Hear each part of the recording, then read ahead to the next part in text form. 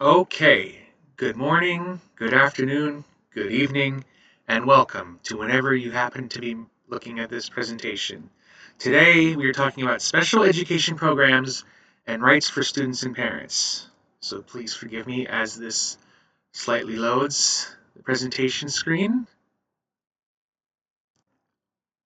All right, so section 1, factors influencing placement in special education. See if we can get this to open up. There we go. Thank you. So, overview of special education placement, key influences on placement, legal mandates, comprehensive assessments, individualized needs, stakeholder collaboration, educational outcomes, and placement challenges. So it's important to note the key elements in placement decisions. 1. Assessment of individual needs. Comprehensive evaluations, including educational and psychological assessments, are essential to identify each child's unique strengths and challenges, guiding tailored instructional strategies and interventions. 2. Role of family input. Parents and guardians provide critical insights into their child's history and needs, fostering collaborative communication that enhances the effectiveness of placement decisions in special education. And 3. Interdisciplinary team approach.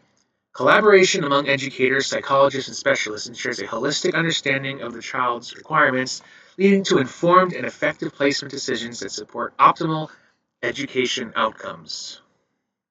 Now, moving on to roles of assessments and evaluations. A comprehensive evaluation importance.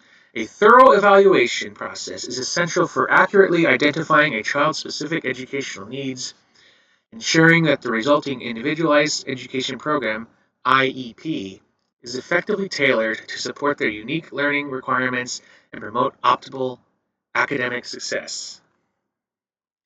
Impact of socioeconomic factors. 1. Strength in community support. Strong community organizations can provide essential resources and advocacy for families, enhancing access to special education services and promoting awareness of educational rights. 2. Weakness in resource allocation. Schools in low SES areas often face underfunding, leading to inadequate resources and support for students with special needs, which can hinder effective educational interventions. 3. Opportunity for policy reform. Advocating for equitable funding and resource distribution can improve access to quality special education services for underserved populations, fostering better outcomes and better educational outcomes. 4.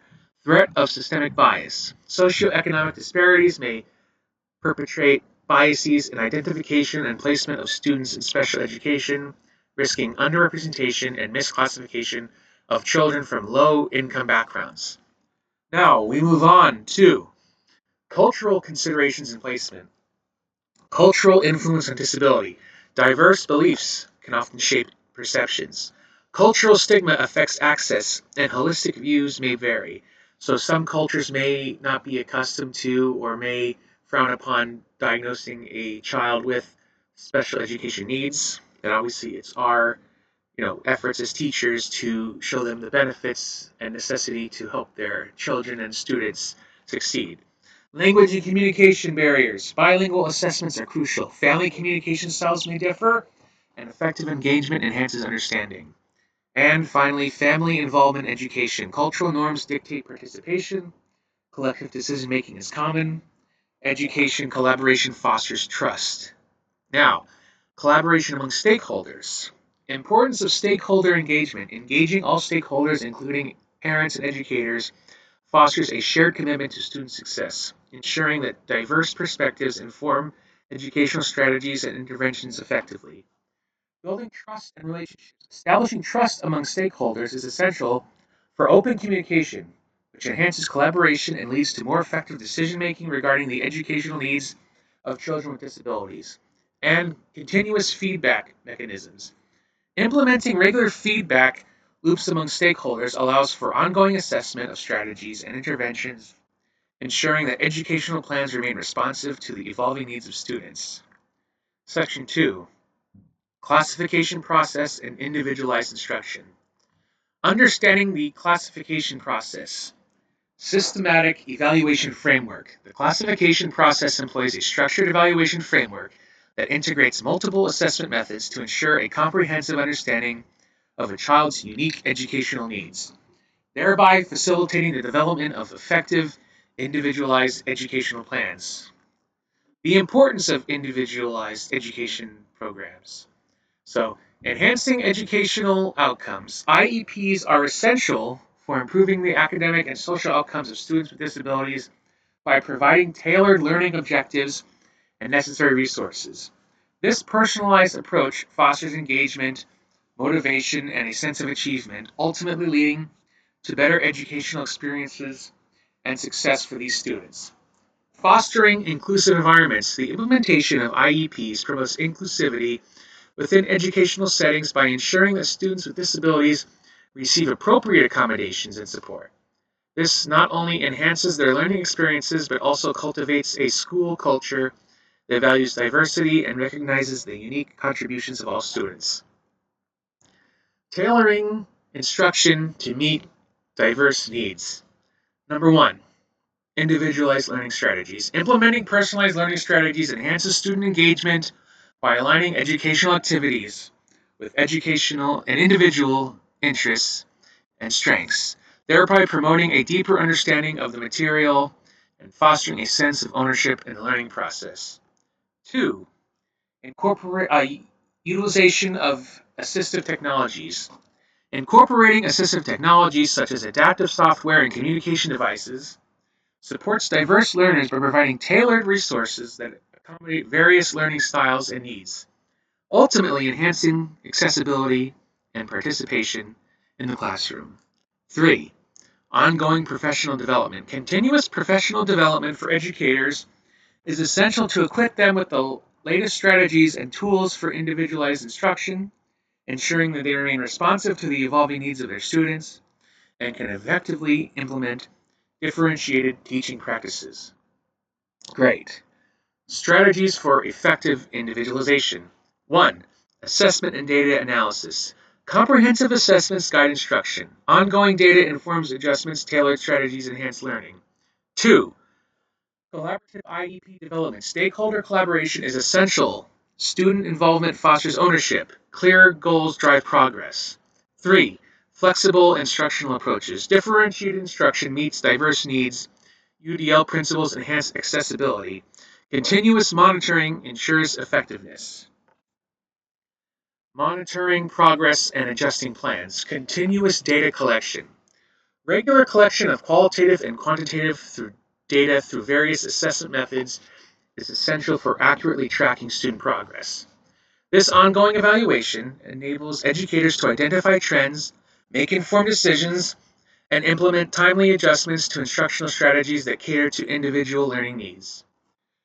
Collaborative review meetings. Establishing regular meetings among educators, specialists, and families fosters a collaborative environment for discussing student progress. These meetings facilitate the sharing of insights and data, ensuring that all stakeholders are aligned in their approach to adjusting educational plans and supporting student success effectively. Case studies of successful individualization.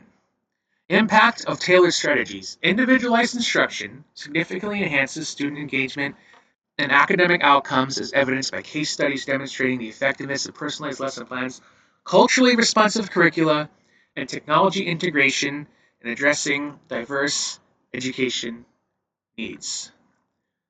Section 3. The rights of children and supportive role of schools. So, legal rights of children in special education.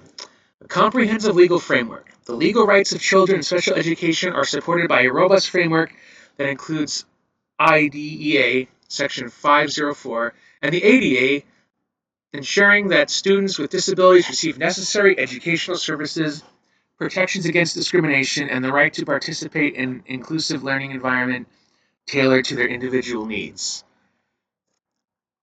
Parent rights and involvement. Legal rights overview.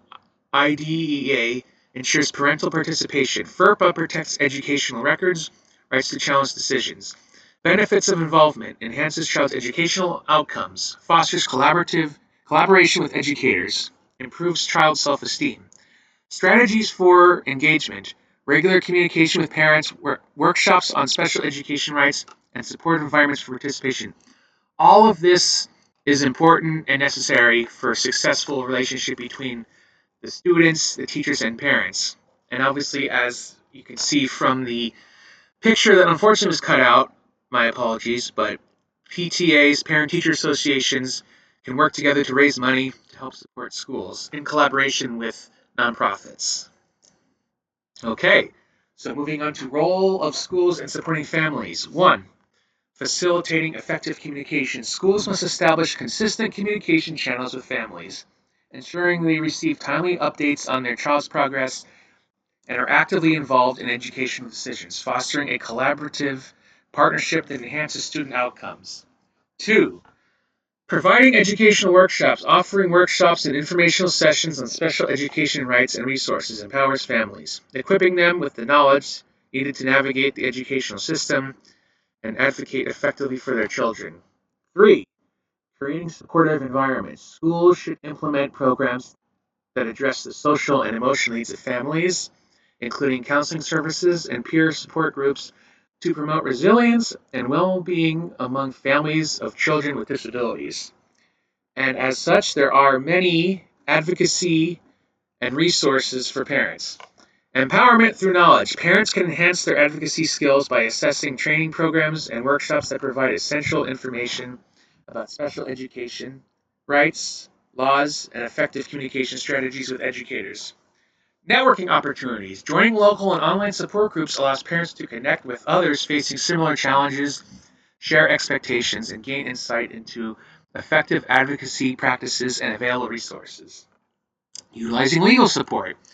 Engaging with legal aid organizations and disability rights advocate groups can provide parents with critical assistance in understanding their rights and navigating disputes within the special education system. Building inclusive school environments, comprehensive support systems. Establishing a network of support services, including counseling, peer mentoring, and family engagement initiatives, is crucial for fostering an inclusive school environment that addresses the diverse needs of all students, particularly those with disabilities, thereby enhancing their academic and social experiences. Future directions for special education rights. 1. Policy and legal enhancements could be continuous policy assessment, addressing structural inequalities, collaborative legal training initiatives. Number 2, innovative educational practices, strength-based IEP development, technology integration and learning, culturally responsive teaching methods. 3. Strengthening advocacy networks, empowering family advocacy, educator training for equity, comprehensive advocacy skill programs. Conclusion. Summary of key points. Interconnected factors in special education. So as we've seen, special education has many multifaceted assets and components to be aware of. The success of special education programs hinges on a multifaceted approach that integrates legal rights, individualized instruction, stakeholder collaboration, and cultural sensitivity, ensuring that each child's unique needs are met within an inclusive educational framework. The importance of advocacy and awareness, empowering change through education. Advocacy and awareness initiatives are essential for children, educating the public about rights of children with disabilities, fostering a culture of inclusion, and driving systemic changes that ensure equitable access to quality education for all students. And for the bonus, I hope you appreciate, is what I call a call to action for educators and policymakers. Enhancing training for educators. Comprehensive training programs must be established to equip educators with the necessary skills to address diverse learning needs. This includes ongoing professional development focused on inclusive teaching strategies, legal framework, and culturally responsive practices to ensure effective support for students with disabilities. Strengthening community collaboration. Policymakers should prioritize the creation of collaborative networks that engage educators, families, and community organizations. These partnerships are essential for sharing resources, strategies, and support systems, ultimately fostering inclusive educational environments that meet the needs of all students, particularly those with disabilities. And you can see my works cited there. And thank you for your time. And thank you very much for this opportunity to show all that I've learned in this Intro to Special Education course. And I hope that I'll be able to use these skills once I obtain my teaching license in the state of New York to become a positive educator for change and success. Thank you very much.